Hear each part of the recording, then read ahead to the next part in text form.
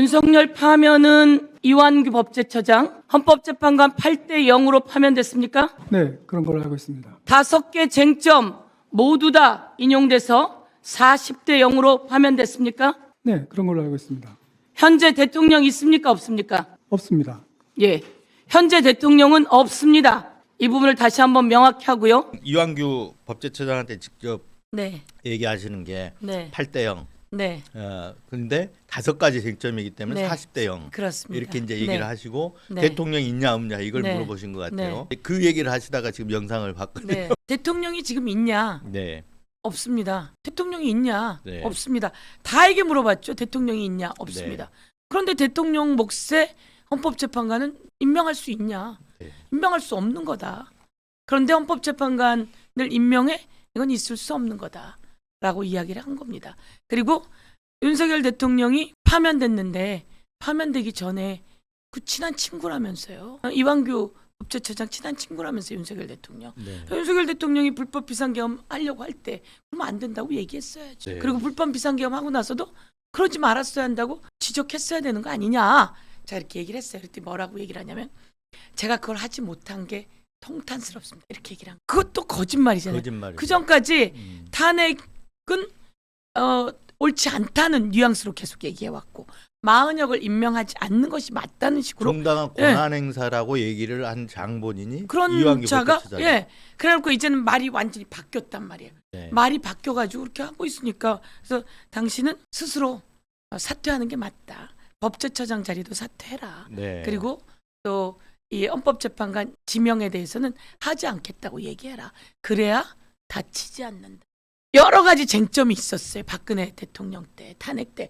그때 여기만 국정농단이에요. 네. 그래서 여기만 당시에 8대 0이고 이건 전부 다 X였어요. 네. 박근혜 대통령 때 여기 있는 건 모두 네. 다 X고 요것만 국정농단. 최순실을 옆에 두고 국정을 농단했다는 것만 네. 인용되었는데 지금은 5가지 쟁점에 8명이 전부 다 인용을 해서 네. 40대 0입니다. 그래서 이런 탄핵 소추 사유 하나하나가 유언 위법이고 중대한 유언 위법이 된다고 판단이 되면 네. 5개를 다 따지지 않더라도 네. 파면이거든요. 그렇습니다. 이 중에 한 개만 예. 저기 해도 파면인 파면이죠. 거잖아요. 그래서 40대 0이라는 말이 맞는 거죠. 네. 그 얘기를 하니까 이완규 법제처장도 오늘 보니까 인정하잖아요. 그렇습니다. 40대 0 맞다. 예, 40대 0 맞다. 예. 그리고 파면도 잘 된 거다 이렇게 이야기를 하거든요. 네.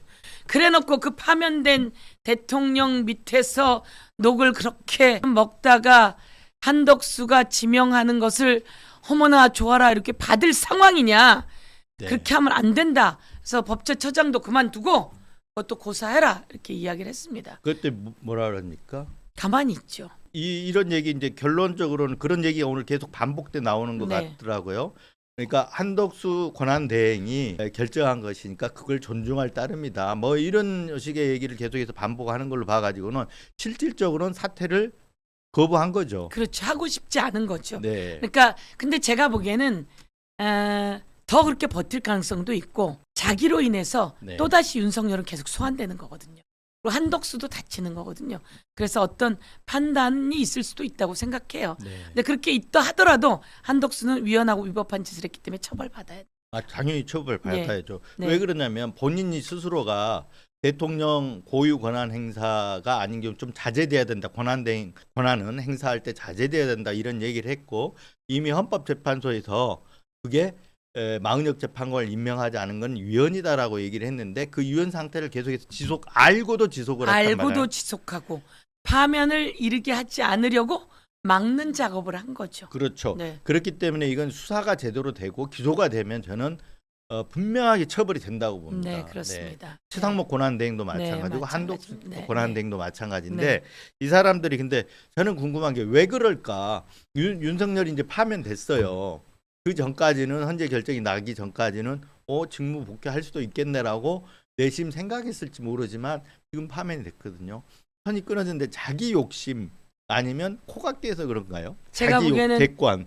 코가 낀 게 있고 네. 아까 말씀처럼 자기도 탄핵 대상이 될 수 있고 최상목도 네, 네, 탄핵 네, 네. 대상이 될 수 있고 그런 상황 속에서 안전장치를 만들어 나가는 거고 음. 금방 말씀하신 것처럼 저는 대권에는 생각이 없어요라고 하지만 계속 이야기를 하면 자신도 그것에 대해서 허물을 키고 있는 상황이 될 수 있다고 볼 수 있는 거죠. 국민의힘 쪽에서 국민의힘 자기들 내부에 경쟁력 있는 후보가 없으면 업어와 가지고 후보를 만들어서 당선시키잖아요. 그게 대표적으로 윤석열이잖아요. 네네네. 근데 지금 한덕수 권한 대행도 그런 어떤 그런 생각을 좀 하지 않을까요?